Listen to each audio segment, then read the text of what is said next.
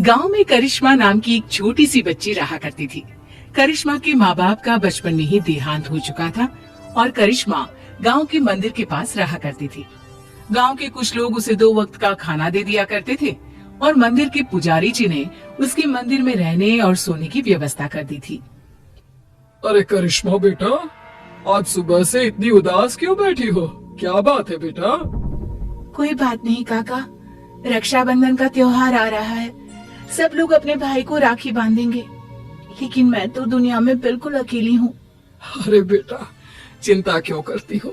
जिसका कोई नहीं होता उसका भगवान होता है। ऊपर वाला है ना, वो तुम्हारी मदद जरूर करेगा। लेकिन भगवान असल में थोड़ी ना होते हैं काका, भला वो मेरी मदद कैसे करेंगे? अरे बिटिया, ऐसे नहीं कहते।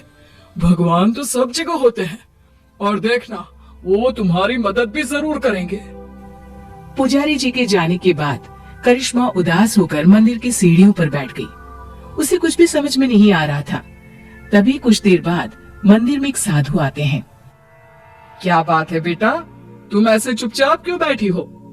क्योंकि मैं बहुत उदास हूँ। इस दुनिया में मेरा कोई नहीं, मैं बिल्कुल अकेली हूँ। अरे तुम्हें उदास होने की कोई जरूरत नहीं है।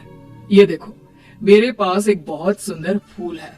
तुम इसमें धागा पिरोकर भगवान के हाथ पर राखी की तरह बांध देना। लेकिन उससे क्या होगा बाबा?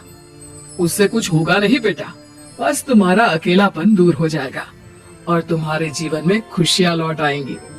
क्या सच में ऐसा हो सकता है? हाँ, रक्षाबंधन वाले दिन सुबह नहा धोकर मंदिर की जो मूर्ति है उस पर फूल की राखी बनाकर बांध देना। इतना कहकर साधु वहाँ से चले गए। अब तो करिश्मा बस हर दिन रक्षाबंधन के दिन का इंतजार करने लगी। 2-3 दिन इसी तरह बीत गए और रक्षाबंधन आ गया। करिश्मा सुबह सुबह नहाकर उस फूल में धागा पिरोकर भगवान के मंदिर पहुंची और उसने वो राखी भगवान की मूर्ति को बांधी। ठीक उसी वक्त वहाँ पर करिश्मा से कुछ साल बड़ा एक लड़का आया और उसने अपना नाम किशन बताया। अरे करिश्मा, तुम्हारी राखी तो बहुत सुंदर है। क्या ऐसी राखी तुम मेरी कलाई पर भी बांध सकती हो? वो क्या है ना, मेरी कोई बहन नहीं है। लेकिन ये राखी में जो फूल लगा हुआ है वो मुझे किसी साधु बाबा ने दिया था और मेरे पास दूसरा कोई फूल नहीं है। लेकिन मुझे तो तुम्हारे हाथ की बनी हुई राखी ही चाहिए, कहीं से भी लेकर आओ। अब मैं क्या करूं? भगवान ने बड़ी मुश्किल से मेरे जीवन में किसी को भेजा है। अगर मैंने किशन को राखी नहीं बांधी तो वो नाराज होकर चला जाएगा। सोचते सोचते करिश्मा मंदिर के बगीचे में पहुंची और वहाँ से उसने फूलों की मदद से एक सुंदर सी राखी बनाई और मंदिर में पहुंची। ये देखो किशन, मैंने तुम्हारे लिए बहुत सुंदर राखी बनाई है। नहीं, मुझे वही राखी चाहिए जो तुमने भगवान को बांधी है। लेकिन ये कैसे हो सकता है? वो राखी तो मैं भगवान की मूर्ति को बांध चुकी हूँ। तो कोई बात नहीं, वहाँ से वो राखी उतार कर तुम मुझे बांध लो और ये जो नई राखी तुमने बनाई है वो ले जाकर भगवान को बांध दो। किशन के बार बार जिद करने पर करिश्मा ने ऐसा ही किया। जैसे ही करिश्मा ने किशन की कलाई पर राखी बांधी, देखो, अब तुम्हें मुझसे कोई गिफ्ट लेना होगा। जब भी कोई बहन अपने भाई की कलाई पर राखी बांधती है तो बदले में उसे कोई ना कोई तोहफा लेना ही पड़ता है। लेकिन मुझे तो कुछ नहीं चाहिए। लेकिन अब तुम्हारा भाई आ गया है ना, अब से तुम्हें किसी के आगे हाथ फैलाने की जरूरत नहीं है। चलो, मैं तुम्हारे नए घर में लेकर चलता हूँ। करिश्मा किशन के पीछे पीछे चल दी। कुछ ही दूरी पर एक बहुत सुंदर सा छोटा सा घर बना हुआ था। देखो करिश्मा, आज से ये तुम्हारा घर है। ये समझ लो कि तुम्हारे भाई ने तुम्हें रक्षाबंधन का तोहफा दिया है। ये घर तो बहुत सुंदर है, मैं यहाँ पर रह सकती हूँ? हाँ हाँ, बिल्कुल रह सकती हो। इतना कहकर किशन वहाँ से चला जाता है और करिश्मा अपने घर में रहने लगती है। उस घर में खाने पीने की सारी चीजें थी। करिश्मा बहुत खुश थी और गांव के लोग भी खुश थे। करिश्मा को रहने के लिए एक जगह जो मिल गई। कुछ दिनों के बाद किशन करिश्मा के घर आता है। देखो करिश्मा, ये तो जादू हो गया। तुम्हारी बनाई हुई राखी तो सोने के कंगन में बदल गई। लेकिन ऐसा कैसे हो सकता है? मैंने जो राखी बांधी थी वो तो एक साधारण सा फूल था। नहीं करिश्मा, वो कोई साधारण फूल नहीं था। अगर ऐसा होता तो वो सोने का कंगन नहीं बन जाता। लगता है ये साधु बाबा का ही जादू है। उन्होंने ही मुझे वो जादुई राखी दी थी।